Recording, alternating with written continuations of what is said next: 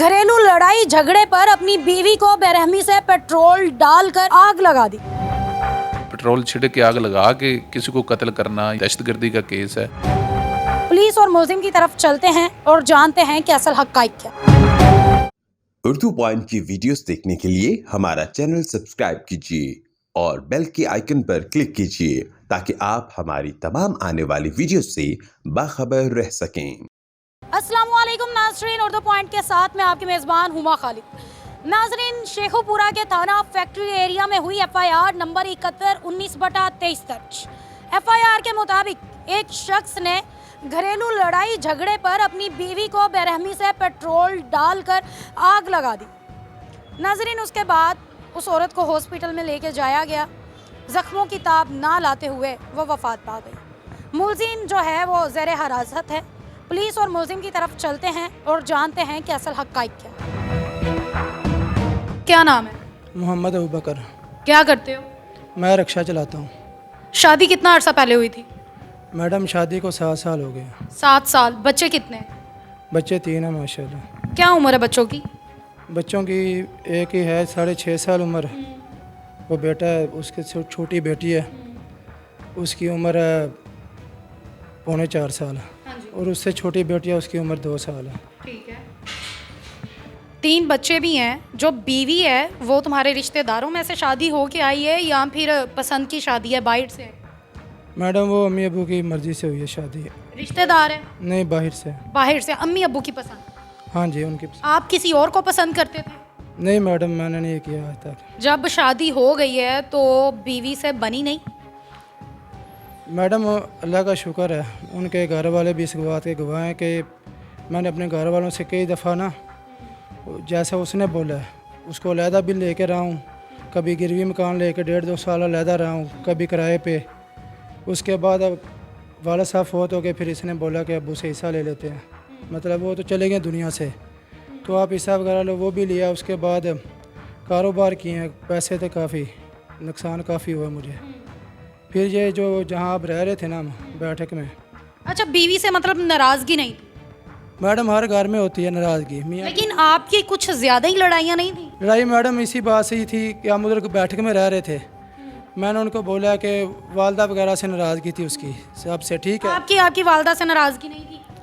मेरी वालदा ज़ईफ़ हैं, बीमार हैं, जबकि वालिद साहब अल्लाह को प्यारे हुए हैं ना। मैं भाइयों में बड़ा हूँ, ठीक है। और इस वजह से जो है कि वालदा के होने के नाते मैंने उनको भी उनकी जगह रखा हुआ था, और अपने जो है बेगम उसके साथ भी कंप्रोमाइज़ से हम चल रहे थे। मैंने उनको बोला कि ऐसे कर लेते हैं, अम्मी से सुलह कर लेते हैं, आपने उनकी खिदमत नहीं करनी ना, आप मेरे बहन भाइयों से मिलो जुलो, ठीक है। जैसे अलहदा पहला रह रहे हैं ऐसे रहते रहेंगे। जब मेरी वालदा कभी कमरे में आए, वो घुटनों की मरीज़ है, आप दरवाज़ा बस खोल देना करना। वो 4 दिन आती है रहने के लिए, कभी अपने किसी बेटे पास, कभी किसी अपने जो उसकी मेरी हमशीरा उनके पास चली जाती है अम्मी। तो उन्होंने बोला कि नहीं, मैंने ऐसा नहीं करना। मैंने बोला अच्छा। रात का टाइम था। लड़ाई वगैरह हुई उस बात पे? लड़ाई नहीं, हम गुस्से में एक दूसरे को बोले हैं, वो मुझे बोली। ये लड़ाई नहीं हुई तो क्या हुआ? बोले हैं उसके, हुई ना? हम उससे बोले हैं ना। हम बोले नहीं, हम आपस में लड़े हैं, लड़ाई की है हमने, बहस की है। मैंने उसको बोला अगर आपकी नई बात समझ में आती है, मैं तो आप अपने घर चली जाओ। मैंने उसके भाई को फ़ोन किया रात को, जिस दिन ये वक़ूआ हुआ है ना, उस दिन उससे एक दिन पहले जो शाम है, इतवार की शाम, उसके भाई को फ़ोन किया मैंने कहा उसके बात किया, यार ये मसला मसाइल है, अपनी बहन को समझाओ। उसने ना ये कहा कि फ़ोन बंद कर दिया कि ये आपका ज़ाती मसला है। मसलन के आप दोनों के पहले ऐसे मसले मसाइल होते रहते थे, घर तक बात जाती थी और घर वाले आपकी बातें सुन के थक चुके थे? मैडम होती हैं, हर घर में होती हैं। घर में होती हैं, और घर वाले थके हुए थे आपकी लड़ाइयों से, इसलिए उन्होंने आपको ये कहा कि आप अपना मसला खुद सुलझाएं। फिर क्या हुआ? अगले दिन क्या हुआ? सुबह हुई है, जब उठे हैं उन्होंने सफाई वगैरह किया कमरे की। ठीक है। फिर मैंने उनसे पूछा, हाँ कोई क्या ज़हन है आपका, क्या करना है अब? उसने बोला मैं इस बात पे ना राज़ी नहीं हूँ। कितने बजे का टाइम था? मैडम ये सुबह 8 बजे के बाद का टाइम था। ठीक है। फिर उसके बाद जो है उन्होंने बोला, मैंने उससे ये बात की कि अपना ना आप ऐसा करो, अपनी अम्मी की तरफ चले जाओ। ये ऐसे नहीं की ना, अभी आप जितने सीधे बने हुए हैं ना, वो हमारे आगे ना बने कि मैंने उसको कहा कि ठीक है आप अम्मी की तरफ चली जाएं, और वो अम्मी की तरफ चली गई ना। लड़ाई हुई, उसको बोला कि भाई अपना सामान उठाओ और निकल जाओ मेरे घर से। देखें मैडम, यही बात हुई ना? मैडम और मैं क्या कहता उससे, मतलब ये लड़ाई हुई, लड़ाई के बाद हुई ना? नहीं सुबह टाइम जो है ना, देखें और जो मसले का हल है, लड़ाई नहीं होता, ठीक है ना। मुझे पता है इसके माँ बाप हैं, इसकी माँ है, भाई है, ठीक है ना। ये जाएगी वो कोई ना मामले को आकर सुलझाएंगे। चलो फिर क्या हुआ? उसे क्या चली जाओ फिर? वो अपना उसको मैंने भेज दिया, ठीक है। भेज दिया, ठीक है। कितने बजे निकली वो घर से? मैंने बोला 8 बजे के बाद का टाइम था ये। ठीक है, फिर? उसके बाद वो गई है, तकरीबन 20-25 मिनट बाद जो है ना, मैंने शोर सुना, ऐसे आवाज़, शोर की आवाज़ें ना बुलंद हुई हैं गली से। आपकी गली में ही शोर की आवाज़ें बुलंद हुई 20-25 मिनट के बाद उसके चले जाने की? हाँ जी। उसके बाद जब मैं गेट खोल के बाहर गली में निकला हूँ, देखा काफ़ी लोग जमा हैं और जो मोहल्लेदार हैं आमने सामने वाले, उसको आग लगी हुई है ऐसे, पूरे उसके कपड़े जल गए थे सारे। वो थोड़ा सा उसके ऊपर आग लगी है, मैंने भी वो चादर पकड़ के ना, थोड़ी सी आग लगी है?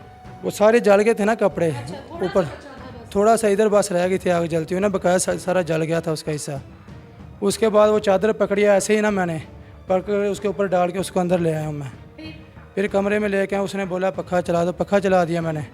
वो आग में झुलसी पड़ी थी, जल चुकी थी और उसने आपको कहा पंखा चलाओ और आपने पंखा चलाया। वो फिर मैं एम्बुलेंस को फ़ोन किया, बाहर से ना दरवाज़ा खुला है, मोहल्लेदार खड़े थे लड़के वगैरह, उन्होंने एक ने आवाज़ दिया, एम्बुलेंस को फ़ोन कर दिया, वो पहुंचने वाली है इधर।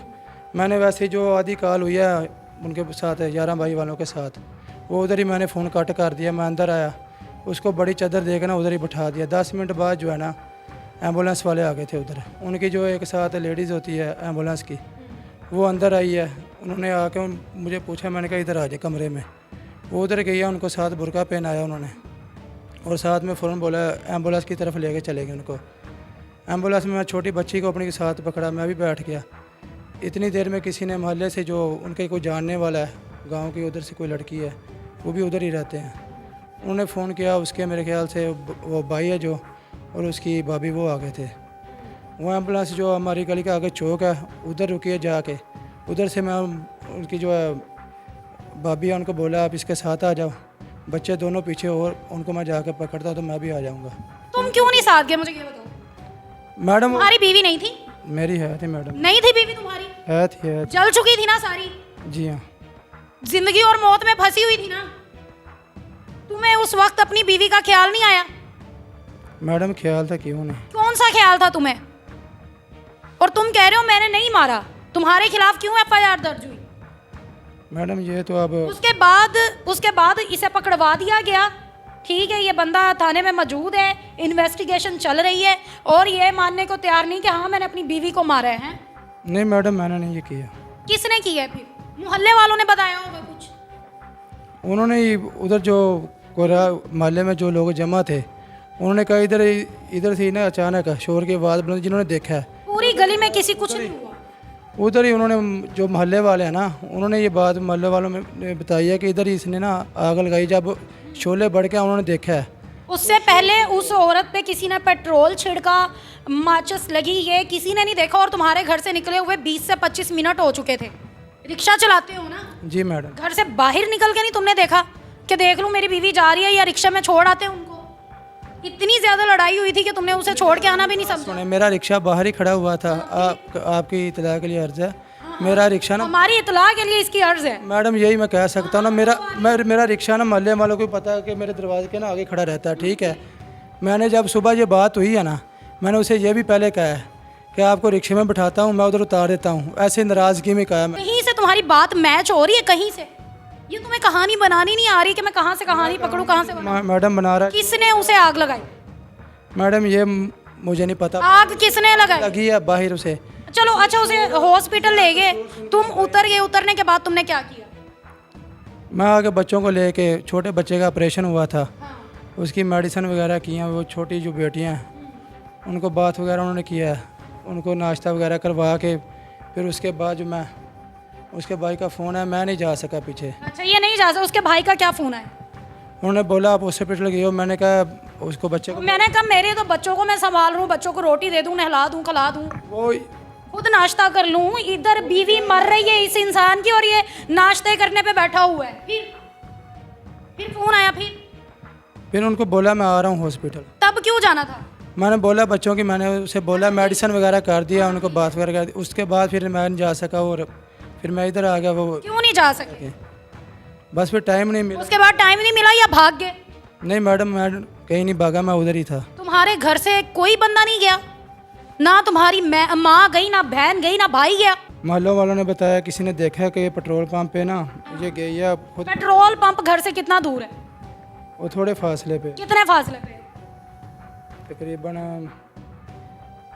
वो जो मोहल्ले हमारे घर से तकरीबन है 1 गली का फासला, छोटी गली है बस।